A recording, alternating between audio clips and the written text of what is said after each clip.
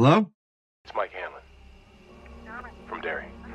What's going on, you guys? It's your boy, Movie Boy Mike, and today I wanted to talk to you guys about Jake's entire trip to Derry, Maine. One thing that the miniseries 11/22/63 never shows you is the fact that Jake Epping spent a lot of his time in Derry, Maine before he ends up saving John F. Kennedy. If you stick around till the end of this video, I'm going to be talking about how Jake Epping goes to Derry and how he runs into Pennywise, the dancing clown. But before we get into it, please be sure to smash that like and subscribe button. It really goes a long way, especially in Derry, Maine. Now let's get right into it.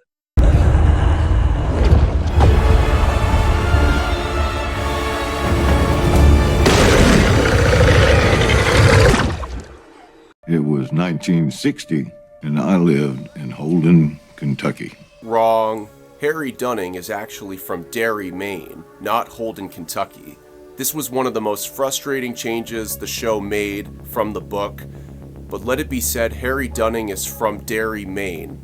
So after Al shows Jake the time portal and asks him to go back in time to save John F. Kennedy, Jake wants to see how changes in the past affect the future, so before agreeing to save Kennedy, Jake tries to save his good friend Harry Dunning from the fate of his father, because on Halloween night in 1958, Frank Dunning would murder his entire family except for Harry Dunning.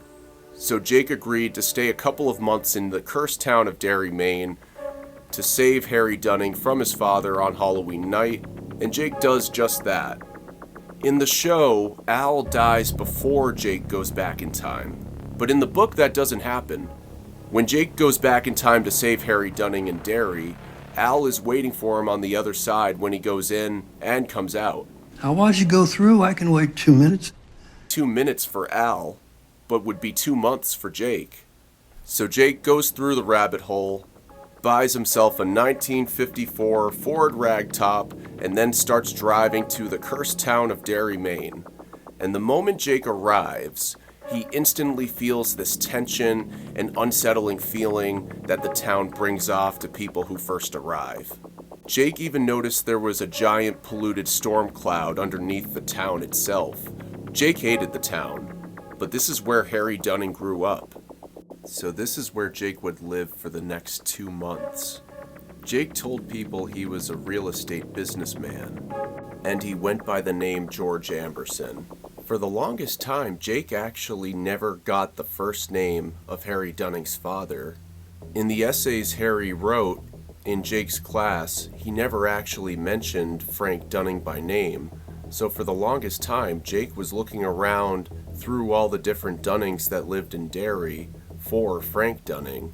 Problem was, there were a lot of people with the last name Dunning in the town of Derry. The people in Derry are pretty rude, and they were pretty rude to Jake and not exactly the most welcoming. Jake meets a bartender by the name of Fred Tummy, and he tells Jake that it was a really bad summer for the town of Derry, and that the local residents and the newspaper keep it hush-hush.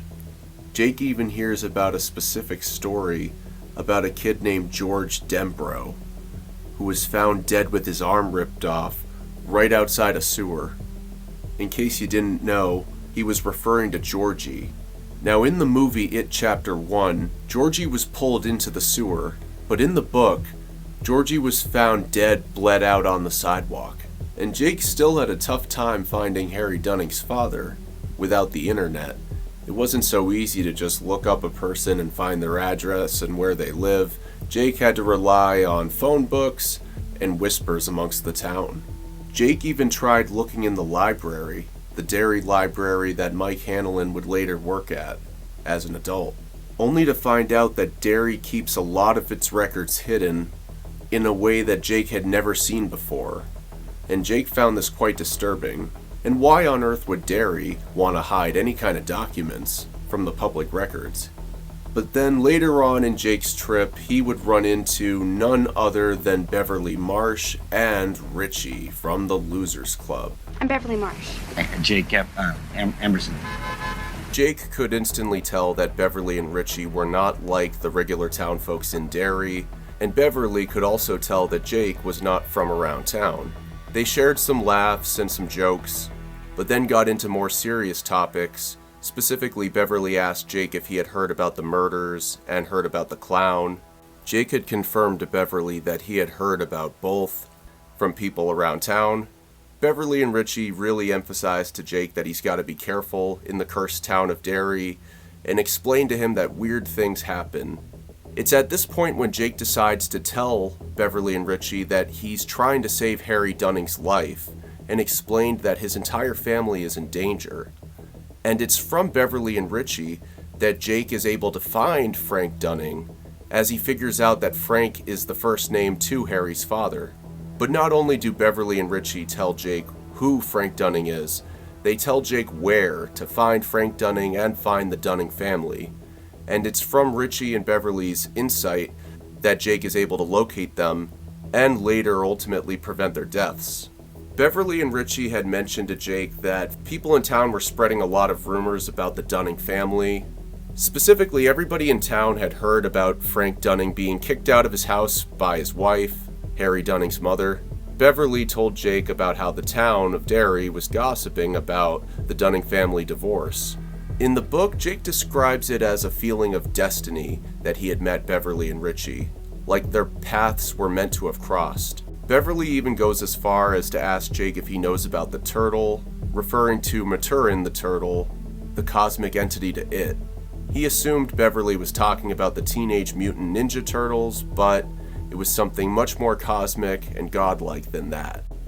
They wished each other farewell, and Richie even closes off by telling Jake, and I quote, "Be careful in Derry. It's better now, but I don't think it's ever gonna be, completely right." That was week 1 for Jake's time in Derry. Now we move on to week 2. Jake was able to find an apartment from the Derry newspaper. He lived right next to the Derry airport on Harris Avenue. It was $65 a month for Jake's apartment rent, which Jake even thought was overpriced for him. Jake had no references that he could give the landlord for the apartment, so Jake offered 3 months of rent in advance, in cash, so that way they would lease the apartment to him. It was during this time when Jake eventually located Harry Dunning's father as well. Similar to how Frank Dunning worked at the butcher shop in the show in Holden, Kentucky, Frank Dunning in the book partially owned the butcher shop in Derry, Maine.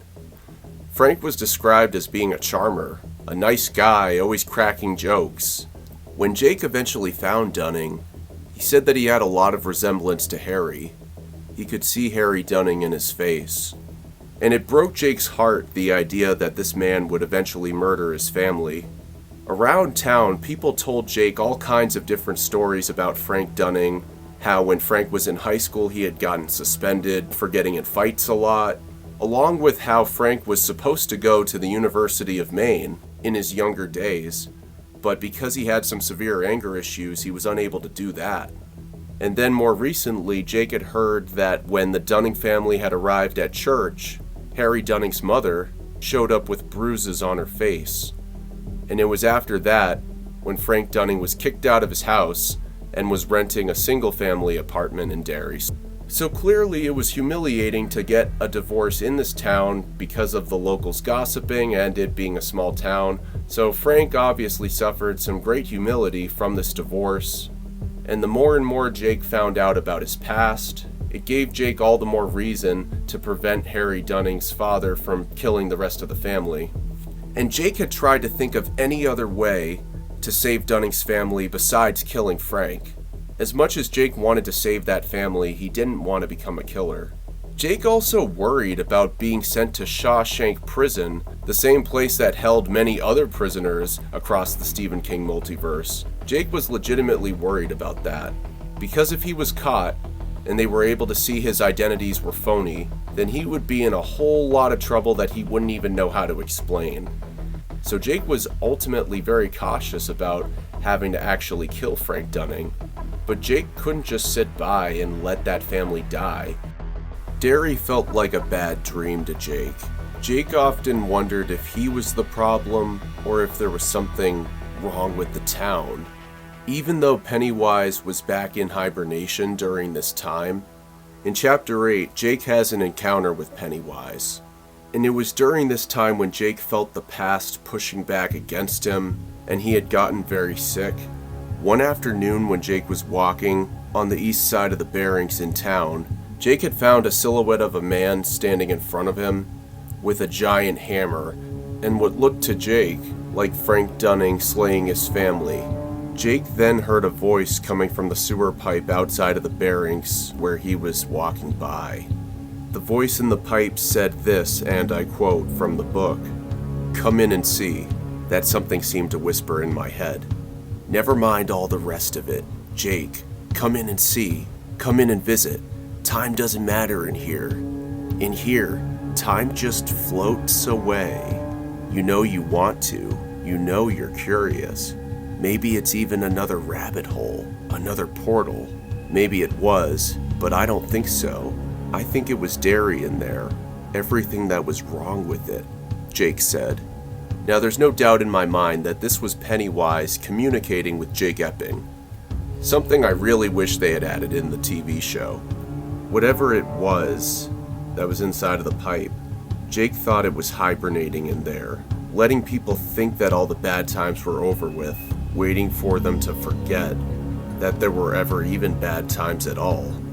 Jake left in a hurry and never walked on that side of the barracks again.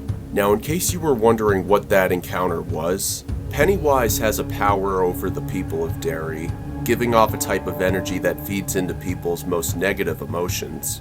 That's why people in Derry are so harsh. Now, this energy especially rubs off on the people of Derry when Pennywise is awake. Every 27 years, that is.